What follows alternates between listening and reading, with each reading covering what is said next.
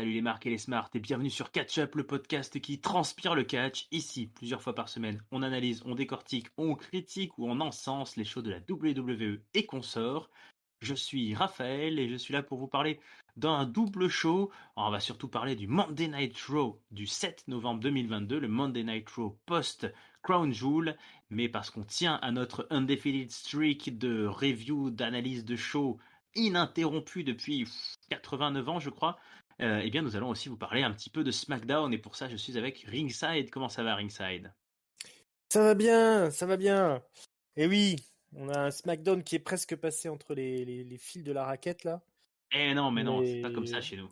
voilà, 12 000 jours, 513 de règne dans la chronique de show WWE, ça va pas s'arrêter maintenant, hein. Donc, on va Bah vous oui, faire une petite review express de SmackDown, hein. bah oui, comme ça te tenait à cœur, Ringside, écoute, je vais te passer la main. J'espère, peuple de Ketchup, que vous avez tous écouté notre review de Crown Jewel, que vous avez vu le show en Arabie Saoudite déjà, mais Mm. voilà, la veille au soir, en tout cas sur les télés américaines, hein, même si le show avait été préenregistré, il y avait un épisode du show bleu, mais dis donc, Ringside, que s'est-il donc passé? Ah, bah il s'en est passé des choses. Liv Morgan, elle a affronté Sonya Deville. Ah, dis donc. Eh oui, dans un match sans disqualification. Ah oui. Donc il y a eu du kendo stick, il y a eu de la table, il y a eu toutes ces sortes de choses. Et d'ailleurs, les deux filles sont passées à travers une table ensemble dans un Russian leg sweep, comme on dit, du tablier du ring. C'est la victoire de Liv Morgan quand même, faut pas déconner. Bah voilà, c'est la fin de la feud, je pense, entre Sonya Deville et Liv Morgan. Liv Morgan qui s'impose comme toujours la femme de l'extrême.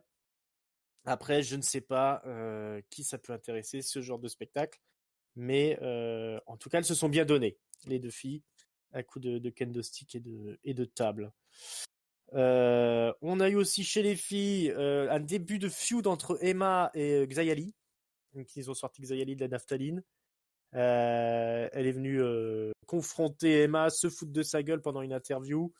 Emma était pas contente, elle lui a mis une patate dans la gueule direct, quoi. Et donc, Xayali est resté sur le cul. Et la suite, je pense, cette semaine, hein. Possible. Possible, hein, voilà. Donc, on est content du retour d'Emma, du retour de Xayali, hein, qu'on n'avait pas vu depuis un moment. Qu'est-ce qu'on a eu aussi chez les filles? On a eu Ronda Rousey qui accompagnait Shayna Baszler au ring. Shayna Baszler affrontait Natalya. On se souvient que la semaine d'avant, Shayna Baszler avait mis à terre Natalya qui était venue engueuler Ronda Rousey, hein, l'avait piégée dans sa prise de soumission. C'est ce qu'elle refera aujourd'hui après un match très classique.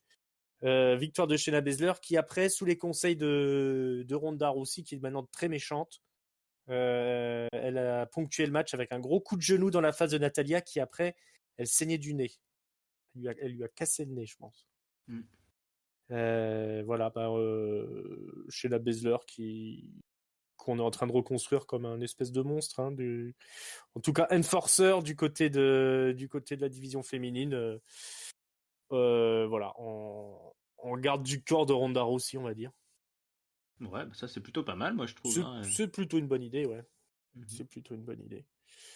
Mais bon, faut aimer voir Natalya saigner du nez aussi, hein. Ça, c'était bon. C'était ce que c'était. Les Viking Raiders et Sarah Logan sont toujours en train de faire du cosplay et ils finiront bien par revenir un jour. Oui. Est-ce que tu attends avec impatience le retour des Viking Raiders? Ah oui, non, bah je Oui? vois. Non? Non. Écoute, si, c'est rigolo, mais en tout cas, avec ces mecs-là, on peut pas dire qu'ils essayent pas, parce que j'ai l'impression qu'ils leur font des reboots Vikings tous les 2 mois. Mm. Bon, bah Ouais, c'est voilà. ça qui est étonnant et toujours avec le même gimmick. Des Mhm. Vikings. Ouais, Mais voilà, hein, au moins on les oublie pas, on c'est pense à ça.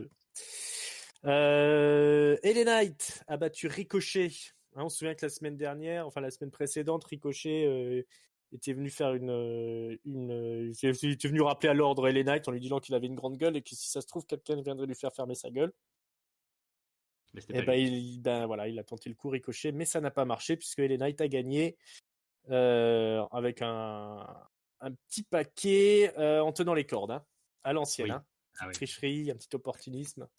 Voilà, et les Knights qui a une petite victoire déjà sur Ricochet pour démarrer. Ce n'est que le début de la rivalité, je pense, entre les deux. C'était un match très sympa quand même. Ça catche bien entre les deux. Bray Wyatt était en coulisses. Voilà, il est face caméra, il explique qu'il en a marre d'être interrompu, que la vie c'est dur, etc. Puis il se fait interrompre par un mec derrière, là, un machiniste. Donc il va pour l'engueuler et lui dit écoute, là tu me fais péter un câble, tu me fais penser à ces personnes là qui me crient la priorité quand je suis au volant, j'ai envie de te tuer, dis-moi que t'as pas fait exprès, dis-moi que t'as pas fait exprès. Le mec dit qu'il a pas fait exprès et Bray Wyatt finit par se calmer, mais il a l'air vraiment tourmenté ce petit Bray. Ouais, mais je pense que le mec l'a pas fait exprès. Non, je pense qu'il l'a pas fait exprès, donc ça En, allait. me- en Il n'est même pas temps, passé loin de se faire tuer quand même. ouais, mais en même temps, le mec il fait des promos justement, comme tu dis, dans la salle des machines. Enfin, moi, je suis machiniste, on me dit bon, écoute, là, fais gaffe, il y a un show de catch. Je me dis pas bon, bah attends, j'ai 2 tuyaux à tourner. Là, il y a peut-être un gars qui est dedans. C'est un peu sa faute à Bray Wyatt, quoi. Comme s'il faisait sa promo dans les urinoirs et qu'il engueulait quelqu'un qui viendrait pisser, tu vois. C'est ça, mais c'est quand même étonnant que Bray Wyatt fait ses promos tout seul, juste avec il pose la caméra devant lui, puis il n'y a pas d'équipe technique autour. C'est bizarre quand même cette histoire. Mais bref, c'est le monde merveilleux de Bray Wyatt, hein, j'ai envie de dire. On verra pareil. Hein. À Crown Jewel, il y a eu la suite un petit peu. Hein. On sait qu'il est vraiment tourmenté, Bray Wyatt. Il Ouais. affronte son alter ego démoniaque, encore une fois. En tout cas, le machiniste jouait très mal, hein, quand même. Je tiens à le souligner. Ensuite, on a une promo des Usos qui se font face au New Day. C'est le New Day qui vient rappeler quand même que c'est eux qui détiennent le titre du plus long règne de champion tag team. Et que même si les Usos à Crown Jewel sont susceptibles de battre les Brawling Brutes, de toute façon, le New Day les attend de pied ferme et ils comptent bien conserver leur record, hein, le New Day. Et après ça, il y a les Brawling Brutes qui ont débarqué, ils se sont foutus sur la gueule. Et puis voilà, on sait ce qui s'est passé à Crown Jewel, hein, Mais oui. puisqu'effectivement, les Usos ont encore conservé leur titre. Et donc, ça va se régler, je crois que c'est vendredi, hein, au prochain SmackDown, hein, qu'on aura le face-à-face New Exactement. Day, Mhm. New Day Uso. Tout à fait. Ouais. Donc, bon, voilà, petite altercation entre tout le monde, histoire de reposer les bases du débat. Petite promo d'MVP aussi pour builder encore l'affrontement des deux monstres, Braun Strowman et Omos. Ah oui, il lui a envoyé 5 gars, je crois, c'est ça? Ah ouais, c'est ça, c'est le 5 contre 1, le fameux 5 contre 1 de Braun Strowman. Ils n'ont pas eu le temps d'arriver au ring que Braun Strowman les a défoncés comme des quilles dans un bowling. Hein. Et puis après, je crois qu'il a passé à tabac MVP, vite fait bien fait, hein, il lui a cassé sa canne. C'est ça. Et puis voilà. Et puis on a eu l'affrontement, hein, Strowman-Omos. C'est bien Strowman qui a gagné. Hein. On vous renvoie à notre review hein, de Crown Jewel Exact. pour ce face-à-face des Titans. Qu'est-ce qu'on a eu aussi une petite vidéo de Legado del Fantasma hein, qui nous disent qu'ils vont détruire Hitro encore une fois. Petite coupette. Voilà, une petite coupette. On nous annonce aussi la World Cup pour vendredi, un tournoi Exact. avec une coupe à gagner, la Coupe du Monde de catch en fait. Qui nous rappelle un peu ce tournoi qu'il y avait eu en Arabie Saoudite qui avait été gagné par Shane O'Mac à l'époque pour devenir le best in the world. Ah oui, c'est vrai, j'avais oublié ça. Oui. Là, le gagnant il gagne la Coupe du Monde et un title shot pour le titre intercontinental. Hein, ça, on l'a appris lundi. Mhm. Il y aura aussi Shinsuke Nakamura contre Santos Escobar, tiens, vendredi. Il y a des grosses affiches, comme notamment ce main event de ce soir. C'est Gunther qui défend son titre contre Rey Mysterio. Gros match. Rey Mysterio quand même qui se défend bien, hein, malgré son âge et tout. Ah, le Toujours à bougre. fond, toujours à 100 à l'heure dans le ring, qui qui survit à tout ce que lui fout Gunther, que ce soit des powerbombs, des gros ATMI, des gros big boot, des powerbombs, tout ce que vous voulez. Mais bon, Gunther, il est au sommet de sa forme. Il est aussi increvable et à force de s'acharner sur Rey Mysterio, hein, il réussit à le mettre à terre après une grosse powerbomb et puis une ultime l'Ariade des familles. Là, il récupère Rey Mysterio par le bras et il le relève et il leur fout une grosse corde à linge. Rey Mysterio est séché. 1, 2, 3. Gunther conserve son titre. Après un match qui aurait mérité sa place en pay-per-view, hein, quand même. Mine de rien. Gunther qui continue son règne. Et Rey Mysterio qui aura fait le spectacle encore une fois. C'était pour un SmackDown enregistré. C'était du boulot assez propre, hein, quand même. Il n'y avait pas de fausses notes dans l'émission. Hein. Voilà, moi je suis pas trop client de la division féminine et tout ça, surtout quand ils font du hardcore, enfin du no holds barred, sans disqualification, quoi. Mais sinon le main event était quand même bien cool. LA Knight qui remporte une première victoire, c'était plutôt logique. Comme tu disais, le truc de Shayna Baszler aux côtés de Ronda, c'est plutôt cohérent. Non, franchement, un petit SmackDown solide, hein, mine de rien.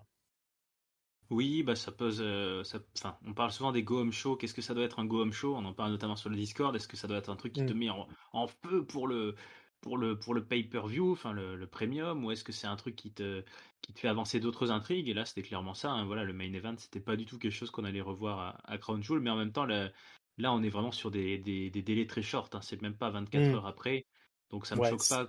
Ça me choque C'était pas. presque un kick-off de. Ouais, c'est ça en fait, plutôt. De Crown Jewel, quoi. Tout à fait.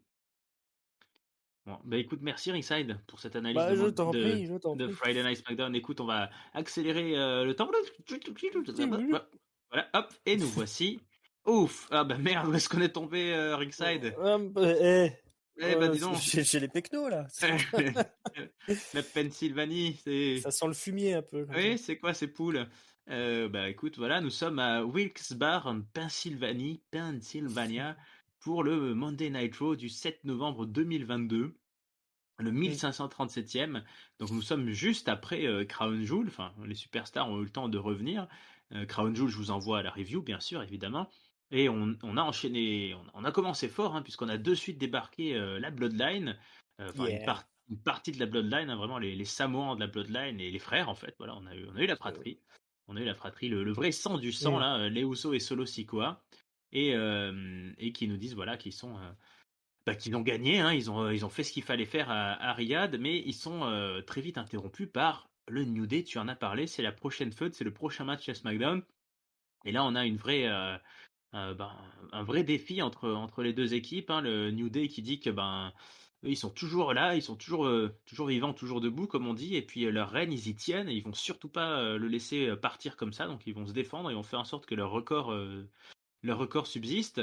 Voilà, s'ensuit des clashs sur le fait que voilà, les New Day rappellent qu'ils se sont fait un petit peu tout seuls et ils taclent les Usos sur le fait d'être les fils de papa et tout ça et d'être un petit peu favorisés. Les Usos ils répondent l'inverse, hein, qu'au contraire quand t'es un fils d'eux, voilà, hein, c'est le discours classique, hein, on attend encore plus de toi, il faut que tu sois encore meilleur, tout ça. Donc bon, ils n'arriveront pas à se trouver d'accord là-dessus. On fait des références au passé. Les Usos rappellent que sans eux, il n'y aurait pas eu de Coffee Mania parce que les Usos s'étaient retirés d'un. Comment on appelle ça là, les matchs déjà? Merde. Ces fameux matchs là où tu en affrontes 4 ou 5 d'affilée puis il faut gagner. Là. Ils adoraient Un ça à gauntlet l'époque. match. Un gauntlet match, voilà, bref. Bon, on rappelle le passé, tout ça pour nous dire qu'en gros, voilà, on est. Histoire de nous réveiller, de nous rappeler quand même que ce match Uso New Day, c'est une affiche qu'on a souvent eue, mais c'est pas une affiche si dégueu, même si les New Day, ça fait quand même longtemps qu'ils sont plutôt redescendus dans la carte. Là, en quelques minutes de promo, ils nous ont bien rappelé qui ils étaient. Xavier Woods a été assez intense, je trouve. Et puis, tout ça tombe un petit peu quand Matt Riddle débarque avec ses tam-tams, là, son bongo, là, il tapote sur son tam-tam, c'est son nouveau truc. On dirait vraiment que sans Randy Orton, il sait plus du tout où il va, là, il tourne dans les vestiaires. Hey guys! Et voilà, et tiens, bon, voilà, donc il dit toujours les mêmes conneries. Bon, les Usos se motivent à taper un peu sur les tam-tams, mais au final, Bah, il devient booker en chef, Riddle, et il dit, Ouais. bah allez, on va faire un 3 contre 3, et puis bah tout le monde a l'air d'accord. Donc on enchaîne sur un 3 contre 3 qui va quand même nous durer 20 minutes, 21 Mm. minutes quasiment, 20 minutes 52, avec une foule qui va être réveillée, qui a même scandé des This is awesome. Faut dire qu'on a des sacrés moves dans tous les sens, j'ai trouvé. Mm. Mm. Bon, Matt Riddle qui joue beaucoup la partition souvent du face en péril et puis qui se relève là d'un coup de genou et qui sèche ses adversaires. Solo Sikoa, il s'est un peu amusé là. Il m'a rappelé des prises à l'ancienne là où on essaie de lui faire un petit paquet puis il tient debout là, hop, il tourne avec les bras, tu sais, il essaye de se retenir, de se pas laisser embarquer par la Mm. force. Bref, au final, Riddle porte son DDT sur je sais plus lequel des deux jumeaux, mais en fait c'est Solo Sikoa qui avait tagué et qui lui fait son gros spinning solo. Donc victoire des Samoans à l'issue d'une prestation qui aura bien ouvert le show, je trouve, et qui ringside. Est-ce que toi, ça te réveille là pour avoir ce match à SmackDown? Est-ce que New Day versus Uso, 1087e édition, tu achètes? Ouais, j'achète toujours moi les Euh, Usos contre le New Day, même si effectivement ça fait la 1014e fois qu'on va se taper ça. C'était ça a soufflé le froid et le chaud un petit peu pour moi cette entrée en matière parce que le public était vraiment au tout début à côté de la plaque. Tout le temps de la promo avec le face-à-face New Day Uso, j'ai l'impression que le public il comprenait pas trop ce qui se passait, il savait pas trop comment réagir. Et puis finalement, il y a le match qui a commencé et le match a fini par remporter le public qui gueulait des This is awesome à la fin. Il faut dire que le match était vraiment très très spectaculaire en effet. On a tout de suite les mécaniques qui fonctionnent entre les Uso et le New Day avec les Nearfall à gogo. On a un Solo Sikoa qui quand même qui tient bien son rôle. Et alors moi je mets juste un petit bémol sur Riddle. T'as pas parlé aussi du passage où il fait taper tout le monde sur ses bongos. Oui, oui, c'est rigolo. C'était voilà, voilà, il y en a qui veulent bien taper dessus. C'est Jay toujours qui est pas content et qui Ah casse bah le oui. truc parce qu'il Il est est pas toujours très bougon. aussi. Ah bah oui. Ouais, il est pas très aussi le pauvre. La promo aussi qui nous rappelle un petit peu tout l'historique de que ce soit du New Day, que ce soit des Usos, on nous rappelle aussi que Xavier Woods a été roi du ring Et oui, King et que Woods. c'était King Woods et c'est la Bloodline qui a détruit son règne aussi. Qui l'a flingué en vol, là, qui lui a détruit sa couronne, etc. Donc il y a vraiment un passif qui est très très lourd entre les deux. On nous a rappelé tout ça. On nous a Du rappelé coup, on nous a évoqué Up Up Down Down aussi. On a ouais, bien parlé de l'univers élargi, hein.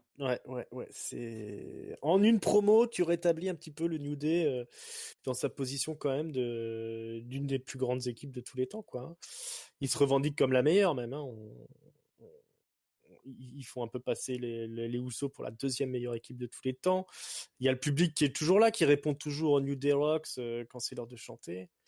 Ouais, c'est presque dommage que ça se passe à SmackDown, leur ultime affrontement là pour le règne d'équipe la plus longue. Mais on a clairement les deux meilleures équipes de ces 10 dernières années, hein, j'ai envie de dire. Ouais, bah, question de timing, hein. On peut pas la Question faire de... après, c'est trop tard. Ouais, c'est trop tard à un moment On donné. peut pas Voilà, la faire dans un mois, celle-là. Ah bah ça y est, bon bah tant pis. Ouais, c'est ça quand tu veux jouer le réalisme, hein, Mm. bah, t'es obligé de faire avec au bout d'un moment. Mais bon, je salue encore Solo Sikoa qui est toujours parfait dans le ring, je trouve. Ouais. Pour un rookie, franchement, lui, il lui a pas fallu longtemps pour se placer bien comme il faut dans le roster, quoi. Ah bah, Voilà, mon seul bémol, comme je disais, c'est Riddle. Moi, j'ai un peu encore du mal avec sa manière de catcher des fois. Et puis, bon, son personnage, il est un petit peu, comme tu dis, à moitié en perdition. Hein. Je pense que il achète toujours la même consommation, malgré le fait que Randy Orton soit absent. Donc, je pense qu'il consomme la totalité des deux pour lui tout seul. ouais, Ce c'est qui fait qu'il possible. est un petit peu embrumé quand il arrive. Hein. Mais sinon, ouais, un opener qui a tout de suite donné le ton à Monday Night Raw et surtout qui a réussi à réveiller un public qui avait pas l'air au fait de toute l'histoire de la WWE, on va dire. Ouais, non, c'était un peu difficile niveau public, mais moi je suis comme toi, j'ai trouvé que ça avait brillamment réussi à rétablir le New Day, alors que pourtant, bah ouais, tu le dis, hein, t'as raison, c'est une des meilleures équipes de tous les temps. Ils ont quand même battu un Rennes historique qui avait plus de 20 ans. Moi, Hmm. j'aurais vraiment jamais cru qu'on revive si vite en fait. Bah, un règne encore plus long, on y est presque avec les Ouzo, donc c'est assez historique ce qu'ils sont en train de faire. Mais ouais, les New Day ont quand même beaucoup marqué le pas ces dernières années. Ils ont rétrogradé un peu, ils ont perdu Biggie, enfin ça a été compliqué, mais là ils ont su vraiment nous le relancer. Le match était très bon. Moi j'aime bien tout le monde. Je pense que Riddle, ouais, bon bah là il est un peu en perdition dans le sens où oui, sa grosse feud contre Seth Rollins c'est fini. Ils ont pas l'air d'avoir de programme de suite, mais justement, Hmm. je pense que c'est le profil qu'il faut, un peu comme avec Kevin Owens ces derniers temps parfois, celui qu'on case un peu n'importe où, et il passe bien, enfin il continue d'être populaire. Après, je suis sûr que des choses l'attendent, mais sinon en face, ouais, c'est la Bloodline qui est impressionnante, et puis Solo Sikoa, effectivement, quelle acquisition, Mhm. il va faire mal. Ah, il tient très très bien son rôle, lui, hein. Mm. Allez, on continue dans ce show. Il y a pas que nous hein, qui sommes un peu dubitatifs face à la ville qui nous accueille ce soir. Il y a JBL. Bon, lui, c'est un peu sa marque de fabrique. Mhm. Voilà, il dit que c'est une ville. Je sais pas, il fait des références sportives, mais on comprend pas. De toute façon, c'est comme si on était en National 2 là en football. Je sais pas si c'est des blagues sur Ouais, ouais, ouais. sur la. Il pose les bases tout de suite en demandant qui est le crétin qui l'a booké pour faire venir ici, quoi. Ouais, ouais, il a raison, il a raison. Mais il est là quand même pour quelque chose. Il est là pour introduire son poulain, hein, Baron Mhm. Corbin, le dieu du catch moderne. Baron Corbin qui ce soir affronte Cédric Alexander, qu'on n'avait pas vu depuis longtemps. Et il le bat assez rapidement en 2 minutes 18. Un match court, plutôt virevoltant quand même. Cédric Alexander a eu le temps de faire 2-3 sautilles dans tous les sens. 2-3, pas beaucoup plus. Il s'est vite Mhm. mangé un end of days en remontant sur le ring, pendant que JBL, lui, au micro des commentateurs, était en train de faire voilà l'apologie de Baron Corbin en rappelant par exemple que, je ne sais pas si tu le savais, il avait été appelé par Elon Musk, JBL, qui lui a dit écoutez, moi je veux bien racheter Twitter, mais il faut me promettre que Baron Corbin ne quittera pas la plateforme. Mhm. C'est quand même une grosse news. Alors, je ne sais pas si Baron Corbin va quitter Twitter, mais en tout cas, il y en a un qui vient de rentrer dans le Discord sans essuyer ses pieds. C'est Papy. Comment ça va, Papy? Bonjour petits enfants, qu'est-ce qui se passe? Vous Ah faites bah, une dis donc. review? C'est ça, exactement. On était en train de parler de Baron Corbin. Viens, assieds-toi. Ah bah voilà, Baron Corbin, c'est parfait. Voilà, Tiens, voilà tiens, enfin un vrai catcheur, un vrai bonhomme.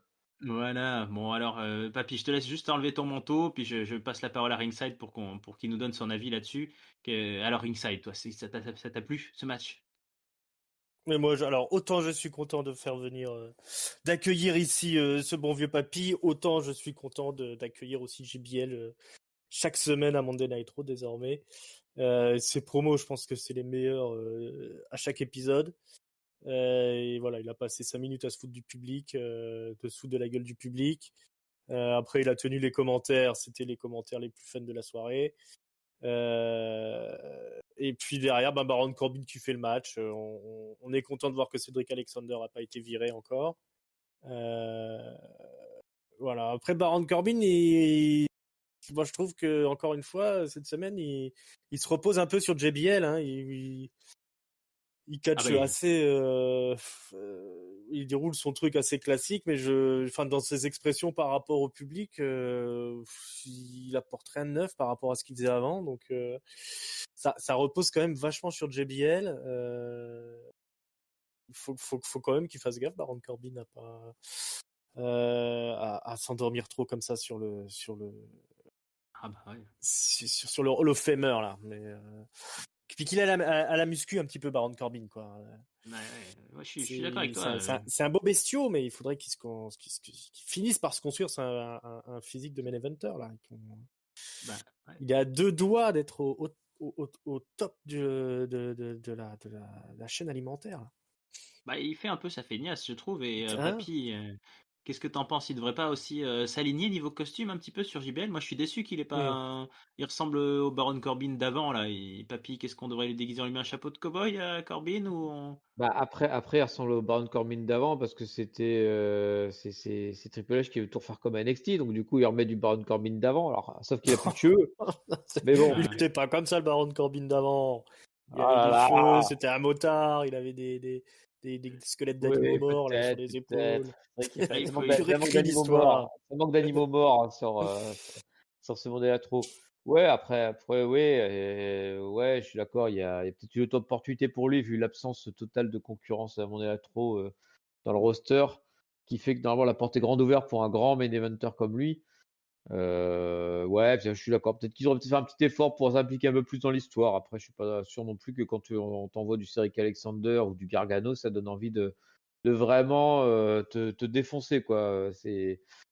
C'est pas encore non plus la folie en termes de booking. C'est comme vous dites, le fun passe surtout par JBL qui dit ses 4 vérités au public, quoi. Mm. Mais bon, on fait avec. Mais ouais, non, tu dis qu'on était content que Cedric Alexander soit pas fait encore virer. Est-ce qu'on est vraiment content? Oui, t'as bien vu que j'étais Voilà. ironique. Mais il en faut quand même des gars comme ça pour se faire piétiner par Ah bah là, il y un a, Baron Corbin qui débarque et qui essaie de se reconstruire un personnage. ouais, bah là, il y avait du monde à Lockhart qui était ressorti pour ce rôle. Mm. Alors, je sais plus du tout où on en est dans l'Euro. Qui est-ce qu'on a encore vu qu'est-ce qu'on a déjà vu comme Lockhart, mais à la fin, on pourra faire un petit bilan de qu'est-ce qui a été totalement déterré pour ce Mondial trop. Il y avait du monde, hein. Ah, Mm, mais mm, et on verra ceux qui ont été complètement enterrés, évidemment, bien mm. Ah sûr bah aussi. voilà, c'est ça qui est bien. C'est L'équilibre du monde. voilà. Eh ben non, papy, on n'en était qu'au début, mais fallait arriver à l'heure, hein. Non, non, on arrive juste à peine à l'ouverture d'un Open Challenge par Seth Rollins. Seth Rollins pour le titre US, qui nous a promis un Open Challenge, qui nous annonce voilà, qu'il est là depuis 10 ans, il a tout fait, il a tout gagné. Et il attend un challenger pour ce soir, et ce n'est pas un challenger qui arrive, c'est 4 personnes qui débarquent.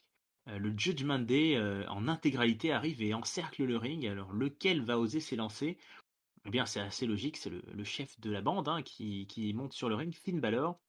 Finn Balor qui lui dit souviens-toi, il y a quelques années, tu m'as coûté un titre. Et ouais, le titre universel même que c'était ça la référence.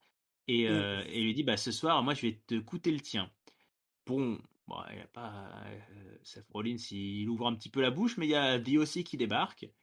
Donc voilà, le club, le Gallows, Anderson et puis AJ Styles. Donc les trois, enfin les deux gangs se font face. Seth Rollins, il en profite pour s'éclipser. Là, il nous a fait un petit personnage de Tex Avery. Là, Mm. il marche sur la pointe des pieds, il s'en va.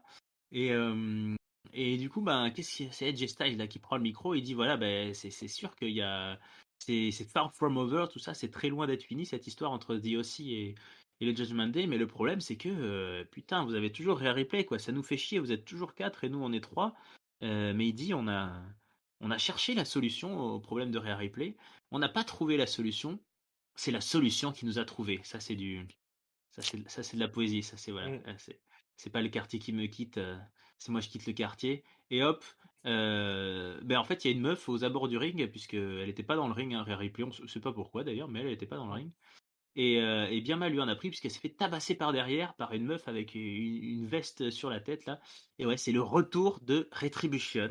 C'est le retour de merde, comment elle s'appelait déjà dans Retribution? Ah, j'ai mal géré mes fiches. C'est le retour. Yo-Yo, j'ai aucune idée de comment elle s'appelait. Oh Et là On là. si. a, on a, on a aucune idée comment elle s'appelle maintenant non plus d'ailleurs, hein. Ah ben c'est Mayum, Miyayum qui débarque, je sais même pas comment ça se prononce. Yum. Miyajim. Miyayim, Miyajim. voilà, pardon, qui débarque, qui fait son retour à la WWE, mais alors c'était un peu foiré quand même, très honnêtement, voilà, parce que comme ils n'ont pas dit son nom, voilà, le public a pas trop compris qui c'était, a pas trop retenu et a pas trop reconnu. Et Ouais. donc, bah, voilà, elle a attaqué par derrière Rhea Ripley. Et après, ça finit un peu en baston général. Bon, c'est pas trop ça qui est très intéressant. On reverra tout ce monde après en coulisses. D'un côté, The aussi sont très contents de leur coup, d'avoir Miyayim, à tel point qu'ils vont aller boire des coups en ville. Ça, c'est Triple H, Triple H. AJ Styles, il est pas très content. Il aime pas trop là. Il a un peu de mal à gérer les deux chauves là qui veulent toujours aller picoler. En plus, Miyahim, elle a dit que c'était elle qui réglait la note, mais AJ Styles, il a dit oh là, déjà, heureusement qu'il n'y a pas ringside, et en plus, Mm. je peux te dire qu'ils ont une bonne descente quand même. Et de leur côté, le Judgment Day, bah, ils disent non, non, non, non, voilà, c'est pas un problème, c'est pas. Non, non, ils ont rien fait du tout, là, c'est n'importe quoi, on va quand même arriver à les défoncer. Il est très énervé, Dominique, il dit oh là là, ils vont pas attaquer Mamie. La seule qui est sereine, c'est Rhea Ripley qui dit oh, Vous en faites pas les gars, laissez pisser. Et au passage, sur son chemin, elle croisera la championne, Bianca Belair, qu'elle toisera longuement. Alors, soit elle lui mate la ceinture, soit elle lui regarde le postérieur, on ne sait pas. Mais en tout cas, il se passe quelque chose. Mia Yim, sous rétribution, elle s'appelait Reckoning. Voilà, j'ai retrouvé. C'est formidable. Ah Quel bah oui, pseudo. fou foi. Reckoning. Ben voilà, papy, que Bah, c'est d'émotions. drôle. Que d'émotion. C'est drôle qu'elle s'appelle Reconning parce que du coup, personne l'a reconnue là. Donc, Oh, oh, oh, Ah, oh. qu'est-ce Ah, qu'on s'éclate. Oui, Excellent. bah, que d'émotion, ce petit instant hors de la low-card, hein. Je me faisais la réflexion en récapitulant l'épisode dans ma tête en disant qu'est-ce qui s'est passé en dehors de l'opener et du main event. Il s'est quand même passé cette confrontation entre les deux clans. Alors, comme dit, hein, l'arrivée de Miaim fait un beau petit flop, hein, vu que hormis Chorégraphe qui hurlait son nom à 2 mètres en disant: «Ah, c'est Miaim, elle est là! Vous les reconnaissez, c'est Miaim! Il y a Miaim qui est là, les gars!» Ouais, et puis bah, t'as tout le monde qui s'en foutait complètement. Ils se sont dit: Ok, il y a une fille avec une capuche qui est là. Un peu look rappeuse, je sais pas quoi là. Donc, bon, bah, alors, elle a mieux fait de rejoindre Hitro en fait, ça aurait été bien là. Elle aurait été au niveau à ce niveau-là. Et pour le reste, bah, après des semaines où le The O.C. se fait latter la gueule en disant on a identifié le problème, mais pour autant on ne le résout pas. Bon, bah maintenant ils sont à 4 contre 4, donc on va voir ce que ça donne, mais je ne suis pas non plus ultra emballé vu qu'on a déjà eu comme pas mal d'opposition entre les deux clans jusque-là. Ringside, Mia Yim, toi, ça te fait plaisir de la revoir? Ça m'en touche une sans bouger l'autre, comme dirait notre président. Ah oui. En plus, voilà, ce qui est dommage vraiment, c'est qu'ils ont loupé, même au niveau de la réalisation, Ah bah oui. l'arrivée de Miaim, puisqu'ils n'ont pas filmé le moment où elle envoie Rhea Ripley dans le poteau. Donc, ça tue un petit peu l'effet. Bon, Miaim, voilà, elle est de retour, effectivement, personne l'a reconnue. Ça a pas fait mouche, quoi, le retour de la catcheuse. De toute façon, c'est pas une catcheuse extrêmement populaire. Elle a eu, voilà, elle a eu une carrière à impact. Elle est passée par NXT. Elle est tombée dans la fosse commune Retribution. Puis voilà, puis après c'est la charrette, quoi. Voilà, elle revient. C'est pas la pire des catcheuses du monde, hein. Honnêtement, elle a un physique, elle sait catcher plus que proprement.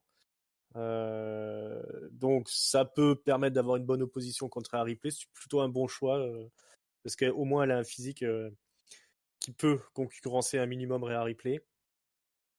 Donc pour le futur, c'est plutôt, ça me paraît plutôt une bonne idée. Après, c'est sûr que là, l'effet, il n'a pas fonctionné du tout. Moi, ce qui m'a le plus surpris, là où j'ai le plus marché, c'est quand le Judgment Day a débarqué pour répondre à l'Open Challenge de Seth Rollins. Ah, ça aurait été bien, hein, quand même. J'espère que c'est que partie Voilà, remise. Hein. c'est peut-être que partie remise, on espère. Mais en tout cas, voilà, on s'y attendait pas du tout à voir débarquer le Judgment Day pour challenger Rollins. Rollins qui finit sa métamorphose en babyface un petit peu cartoony, même si c'est pas encore franc du collier, ça y ressemble quand même pas mal. En tout cas, il repose, comme il l'a dit, aussi sa position dans le roster Arrow en nous expliquant qu'il a transformé la ceinture US en championnat le championnat qu'il faut posséder à Monday Night Raw. Voilà, c'est Monday Night Rollins. Mm. Et ça, c'est plutôt cool. Ça va être le fil rouge de l'émission. On va le revoir un peu plus tard. Maintenant, effectivement, la rivalité aussi du Judgment Day, ça commence à tirer en longueur un petit peu. On voit quand même que le programme, c'est quand même plus Rhea Ripley que le reste de l'équipe. Donc ça va sûrement s'orienter dans les semaines qui viennent sur la confrontation avec Miaim. C'est pas le pire des choix. Maintenant, c'est vrai que on nous a alléché avec un Baylor et Jay Styles. Baylor, Seth Rollins à nouveau. J'aurais bien aimé voir la suite de ça quand même. Mais bon, c'était en milieu de choses. C'était voilà, il y a eu des choses inattendues. Il y a un truc qui a pas fait mouche.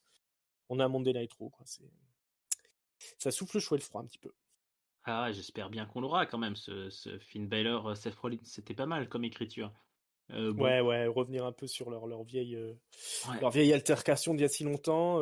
Bon, on sent quand même dans cet épisode que Triple H, il essaye de reprendre des intrigues là où elles étaient un petit peu avant le Covid et avant tout ça. Hein.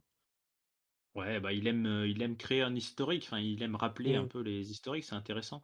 Ringside d'ailleurs, spécialiste du catch, du coup, est-ce que Mia Yim, tu disais qu'elle était passée à la TNA, est-ce qu'il y a une légitimité avec le aussi? Ils se sont connus, croisés ou pas du tout? C'est un peu sorti du chapeau là. Oh, c'est sorti du chapeau, ça. Bon, elle est asiatique et aussi c'était fait au Japon, donc à la limite, Ouais, tu peux faire ça comme ça, mais non, c'est le elle plus a, proche qu'il y a ouais, entre eux. Ouais, et puis ouais, ouais, AJ Styles, son petit logo c'est marqué en bleu, donc elle a les cheveux bleus aussi. Ça... Voilà, je ouais, pense que voilà, on peut y mm. arriver comme ça. Hein. Ouais. Ok. Bien, bah, moi ça m'a pas dérangé. Alors l'exécution a été un peu ratée. Après on a compris qu'avec le Judgment Day ils sont sur ces drôles de feuds hyper longues là, comme il y a eu avec les Mysterio. Donc on ajoute encore Mm. des choses, mais au final on finit toujours par avoir des trucs pas trop mal. Donc écoute, moi je laisse libre cours. Allez-y, allez-y les gars, on va voir ce que vous avez à nous raconter. Écoutez. Parce que des feuds longues, il y en a, des matchs courts, il y en a eu aussi dans ce Monday Night Raw, et le suivant n'a pas dérogé à la règle, à ma grande surprise, hein, puisque nous avions d'un côté le tronc humain Otis avec son manager des American Alpha qui lui fait toujours des gros poutous sur la joue, ça c'est mignon quand il Mm. encourage. Et Elias qui débarque avec sa. Voilà, ça y est, Elias est de retour vraiment avec sa musique, son riff de guitare. Sauf que le pauvre Elias, il fera pas long feu. 2 minutes 59 seulement. Le temps de mettre quelques coups de genoux, de réveiller un petit peu Otis qui se secoue là, qui se réveille là un petit peu comme un robot tout rouillé. Et puis bah il fera son slam, son Otis slam, je sais pas comment on appelle ça. Et Elias, finalement, est-ce qu'il n'est pas revenu trop vite, Elias, pour venger Ezekiel? Est-ce qu'il est pas un peu rouillé, Ringside? Qu'est-ce que t'en dis, toi? Ouais, c'est pas le gros succès, hein, son retour là. Non, là c'est raté là. En plus, il est, ouais, et il se retrouve face à Otis qui lui est plutôt, plutôt over. C'est plutôt, ça fonctionne plutôt bien, l'Alpha Academy depuis un moment. Bon, ils sont toujours coincés parce qu'il n'y a pas de championnat tag team à aller chercher, mais Dommage, hein. ils sont un peu les piliers de l'émission. On les voit chaque semaine, etc. Et Elias, et ben comme un certain nombre de personnes, il revient, mais il n'a pas de programme derrière, donc c'est un petit peu bizarre. On l'a un petit peu fait travailler avec notre ami Riddle aussi, mais finalement, ils se fréquenteront pas ce soir. Ouais, je sais pas. Elias, c'est délicat parce que c'est un mec, c'est pas pour son catch, je crois qu'on l'aimait bien. C'était pour ses interventions avec sa guitare, etc. Bah oui. Là, je sais pas si ça va aller très loin. À moins de se retrouver dans un poste équivalent à celui de, je sais pas, d'un Artrousse, ça va être difficile son avenir là, dans les semaines qui viennent. Ouais, ça c'est difficile à pronostiquer. Moi je me souviens, Papy, il était inquiet en début d'année pour justement l'Alpha Academy quand ils avaient perdu contre Randy Orton et Riddle. Tu t'espérais qu'on les oublie pas trop vite. Bon, 6 mois après, tu t'aimes toujours bien les Alpha, ils s'en Oui, sortent bien. ah oui, clairement, s'il y a, au-delà du résultat du match en lui-même, s'il y a un vainqueur sur cette confrontation, c'est l'Alpha Academy qui continue toujours à être en antenne et un Otis qui effectivement est vraiment fort en fait depuis quelques temps.